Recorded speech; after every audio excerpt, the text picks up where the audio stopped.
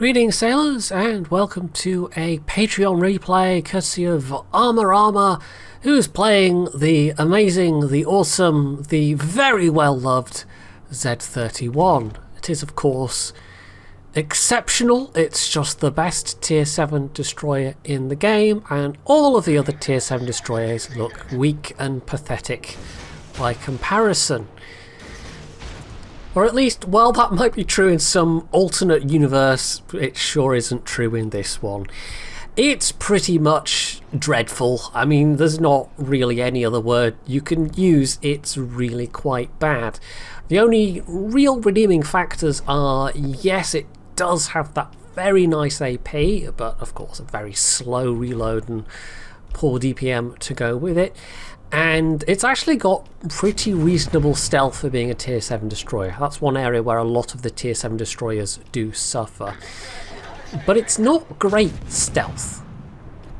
And this thing really does just get murdered by pretty much any other destroyer it might meet, apart from perhaps another Z-31. It does have a decent health pool for tier 7, but when you're trading health, when that's all you've got in that kind of fight, you basically cannot afford to take any chances. You have to be ultra cautious, because every mistake in this will get punished hard. It's definitely not a ship that is well suited to being particularly aggressive or pushy in any way. It's a ship that rewards a bit more patience and looking for those opportunities where you can use that AP to your advantage, particularly against broadside cruisers. But that kind of situational advantage, I don't even want to call it an advantage, that kind of situational usage does make for a really uneven playing experience, especially with the torpedoes being as slow as they are. You can't really rely on them to make up the deficiency in terms of damage done. Probably my biggest bugbear with this particular ship, well, two particular bugbears in fact. One is the fact that the torpedoes actually reload fairly slowly for being a German destroyer. Yes, you've got a decent number of tubes, but they're so slow that actually getting hits with torpedoes is a fairly uncommon occurrence, and it's not like they're super stealthy to go with being slow. But the other main thing, probably the bigger thing, is that you only, at least on this particular ship, you only have 3 smokes as your base amount of smokes, and you can take Superintendent and get 4, but spending 3 captain points to gain a single extra consumable isn't really that easy to justify. On other ships where you have multiple consumables, you know, it's pretty easy, okay. But in this case, no. And they're also German smokes, so they don't last particularly long either. You don't have a particularly quick cooldown between them. Honestly, if they'd given this line more of a Pan-Asian style of smoke, maybe kept the German length of smoke, duration, there's the word I was looking for, but just given it a couple of more to work with, that would have been something. The other line of ships that we have, of destroyers that we have that doesn't have a speed boost, of course, is the British destroyers. But they have a lot more utility generally. They have got those defensive hydros, and this being a German destroyer, it doesn't even have a hydro going for it. Not that you would really want to be hunting down all the destroyers with it in the first place, but hey, it would be something. And of course they also have the better energy retention characteristics. Is it energy retention or is it acceleration? I think it's acceleration I'm thinking of. So they have the built-in acceleration module essentially, which again this doesn't really have. So yeah, there's not a lot going for this particular ship, and okay, maybe it might be worth the pain to get through to the Elbing, but this really does feel like a deliberate attempt to make a ship that is particularly weak for its tier in order to encourage people to free XP past it. I really can't think of another explanation for why it would be deficient in quite this many areas. There just isn't one that's particularly reasonable. Maybe it'll get buffed in future, I don't know, but even when this thing was going through testing, hell, even when people were just looking at the numbers and looking at the DPM figures and thinking, is it really going to come out like that? Surely it's not going to come out like that. Well, lo and behold, it did come out like that. So, yeah. It's not good. It really, really isn't. But, you know, Armor is going to be having a decent round in it, and he's actually managed to get 1 kill already so far. He got a stray torp hit which finished off that hipper. The torps themselves, they do reasonable damage, but it's not super high damage. It's not like you get really, really well rewarded for managing to land those torpedoes, as difficult as it is. So yeah, it struggles with damage just generally. It's not one of these ships where you can point out and say, yeah, the guns aren't that good, but the torpedoes really make up for it, like the Japanese destroyers. On this particular ship, everything is just kind of crap. That is particularly awkward in terms of team play as well, because yeah, it's a hard ship to do any amount of carrying in. It just doesn't have the tools for it. I mean, he's popped his smoke again. He's having a go at this Tirpitz, who is not in any kind of position to use the AP on. So he's hoping that he can light some more fires. He's gotten 1 going, which is good. I mean, these are kind of medium cruiser, light cruiser shells, not medium cruiser. Medium cruiser, that's a thing that exists. Everyone knows you've got your light cruisers, your medium cruisers, and your heavy cruisers. I don't know, brain. Okay, anyway. Yeah, he looked out, got a fire, and it's burning. And this amount of broadside might mean that it'd be worth using some AP, but never mind, the reload's too long, it's dead anyway. And his smoke is also not going to last too much longer because it's German smoke and it's not very good. And now he's down to only 1 smoke. So, if he runs into anybody and has to hastily smoke, that's it. That's his get out of jail free option. I kind of think brisk is a must take on these, generally speaking. You need every ounce of speed you can get, because there are so many other destroyers that can just run you down, and you don't have the smokes to deal with it. You don't have the firepower to deal with it. You just don't have the tools. You just don't. So I don't know what to say. Just what I was saying earlier applies, I guess. Don't get into fights with people if you can possibly help it, because it's really not going to go well for you. He has managed to at least put the AP to work there. He managed to finish off that cruiser, and there's also a Stores, and if you can get the Stores broadside, that would also be a good target. And hell, if you can get some repeated shots onto the Gneisenau, that'd be nice as well. But these little kinds of sneaky shots here, I mean, they're not going to amount to a whole lot of damage in the scheme of things. You need those repeated hits, and for the repeated hits you need smokes, and you need someone to be spotting for you, which isn't always going to be possible or advisable to use smokes. And I keep coming back to this reload and the rubbishness of the smokes, but it is particularly nasty when you have the shorter duration German smokes with that really long reload, that really poor DPM, because you don't even get to particularly make use of them. Hell, I mean, they could have just straight slapped on the Pan-Asian smokes and I'd have been fine with that. You could still have gotten away with that Superintendent, but had, what, 5 smokes by default? Or is it 4? I can't remember the Pan-Asian ones. I think it's 5, isn't it? And they'd be shorter duration than this, but you'd also have much shorter cooldown. And so they would have far more utility.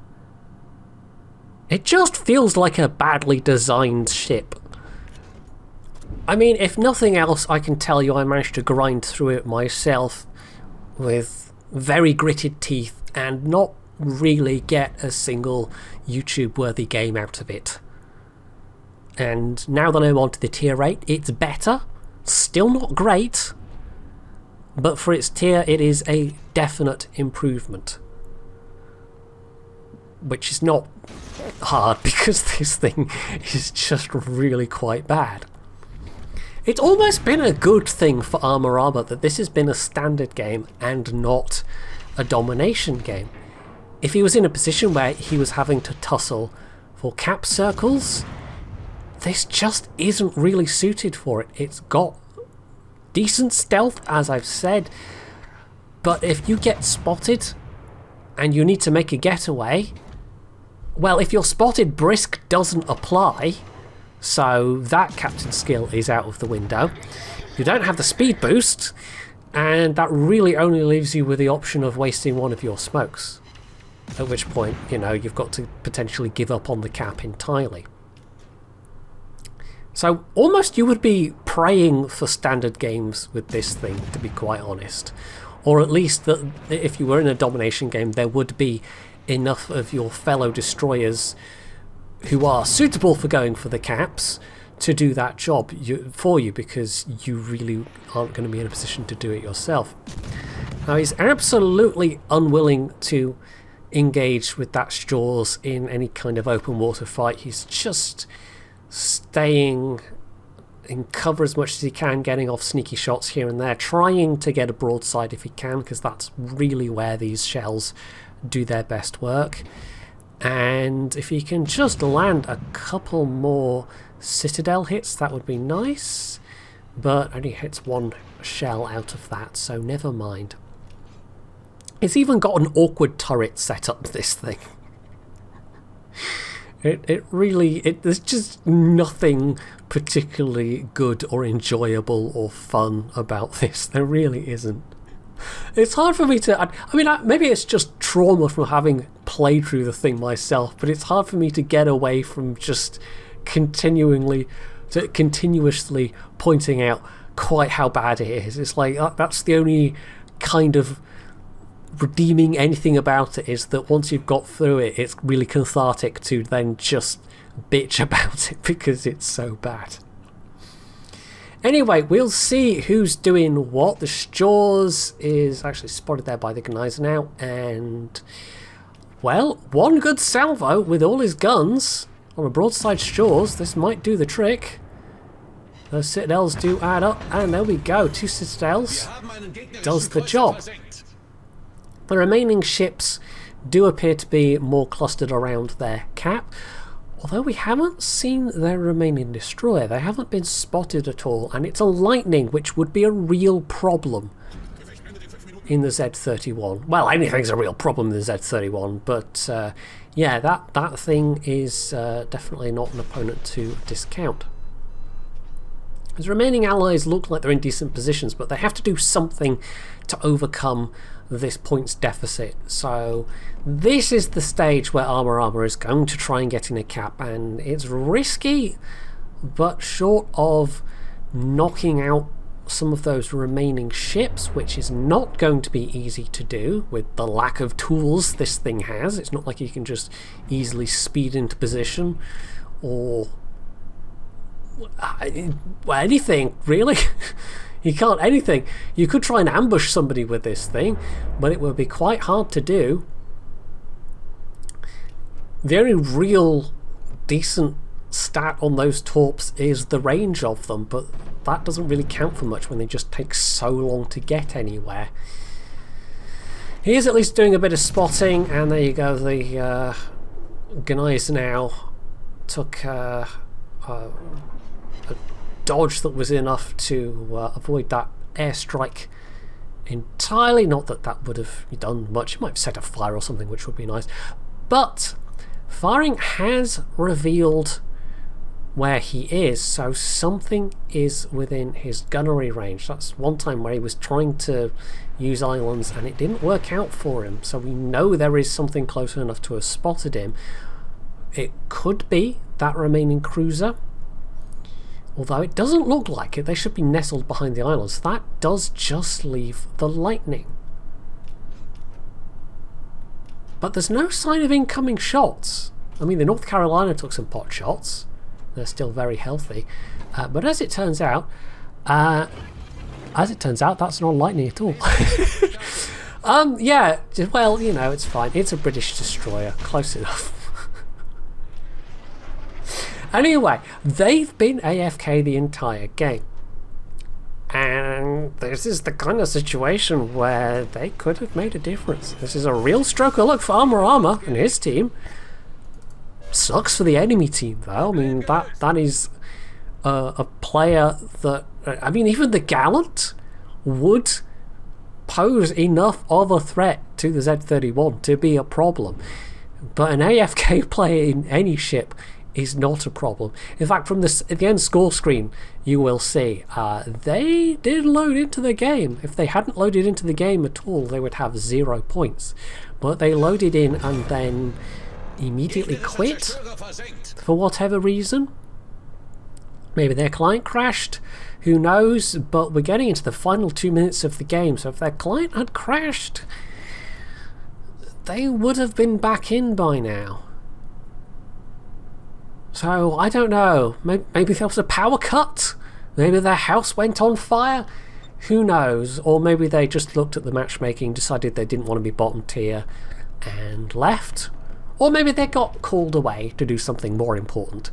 We just have no way of knowing. But as I said, sucks for the enemy team. With that disruption to the enemy cap points and the free kill, crucially, that's put them ahead on points. But there's that remaining enemy cruiser who is closing the gap on his smoke cloud, because of course that gave his position away.